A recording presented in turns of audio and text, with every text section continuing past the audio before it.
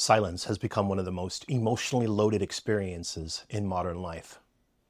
When someone does not respond, does not follow up, or does not explain themselves, the mind almost automatically falls into a story. And that story is rarely neutral. Silence gets interpreted as rejection, disapproval, avoidance, or even cruelty. What's striking is how fast this happens.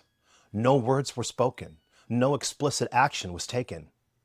And yet the emotional reaction can be immediate and intense. That tells us something important. It tells us that silence itself is not the problem. What matters is what silence activates inside the mind. Earlier today, in a YouTube Shorts, I touched briefly on this idea.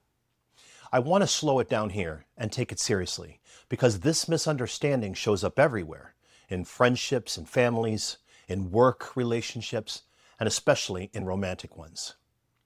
This is not about defending silence as good or bad. It's about understanding why silence feels so threatening to so many people and why we are so quick to turn it into a personal verdict. At a basic level, the human brain is a meaning-making machine.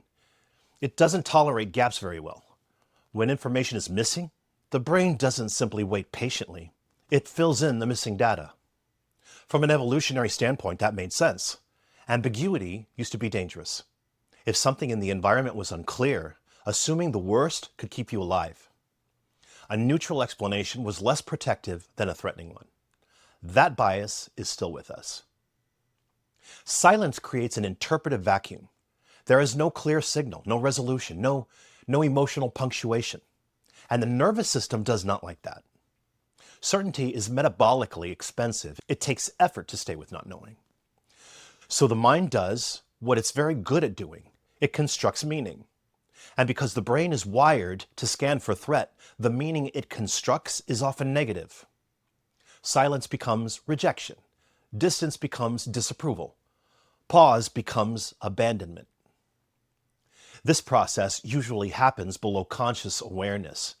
People often believe they are responding to reality, when in fact they're responding to a story generated by their own nervous system. That story feels real because it's emotionally convincing. But emotional conviction is not the same as accuracy. This is where attachment history enters the picture. How we interpret silence is deeply shaped by our early relational experiences. If connection was inconsistent, unpredictable, or conditional, silence doesn't feel neutral. It feels dangerous.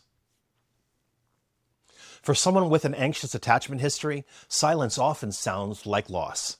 The absence of response gets interpreted as a withdrawal of care or interest. The nervous system moves quickly into protest, rumination, or even self-blame. For someone with an avoidant attachment history, silence may feel safer. It can be a way of regulating distance, managing overwhelm, or preserving autonomy. But even here, silence is often misunderstood by others because the internal experience behind it is invisible. What matters is that silence becomes a canvas for projection. When there is no information, people project their fears, their expectations, and their unresolved relational memories into that gap. This is why two people can experience the same silence in completely different ways. One hears rejection, another hears space. One feels panic, another feels relief. The silence itself did not change. The meaning assigned to it did. Modern digital culture has dramatically intensified this problem. We now live in an environment of near constant availability. Messages are delivered instantly. Read receipts signal awareness. Typing indicators suggest imminent response. Presence has become visible. As a result, our tolerance for pauses has collapsed. Delayed responses now feel like violations. Silence feels intentional even when it's not. The absence of reply is no longer interpreted as neutral absence. It's interpreted as a choice. This rewires our expectations of access.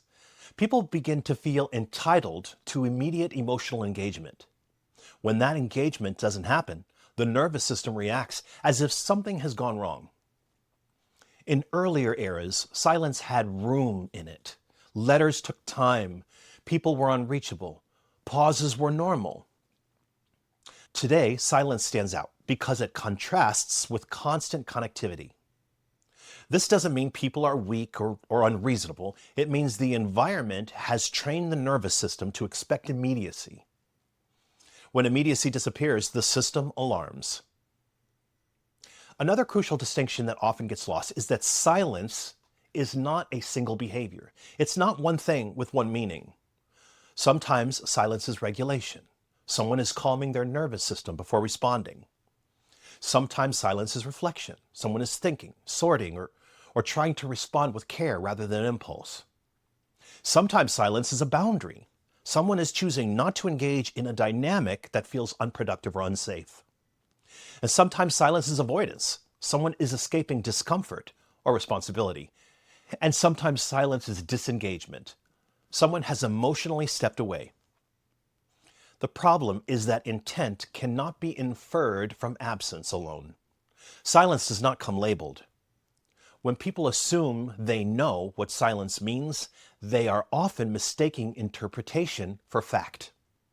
This is where misunderstandings harden into stories. Silence gets moralized. It becomes evidence of character rather than a moment of behavior. Emotionally regulated people are particularly vulnerable to being misread in this way. In a culture that equates emotional intensity with sincerity, calm can look cold. Pauses can look uncaring. Thoughtfulness can look like distance. People who don't react immediately, who don't escalate emotionally, or who take time before responding, often unsettle emotionally reactive systems. Their steadiness lacks the signals people have been trained to look for. So silence gets misinterpreted, not because it's harmful, but because it does not perform reassurance in the expected way. This is an important point. Emotional maturity is often quiet. Regulation is not loud. Containment does not announce itself.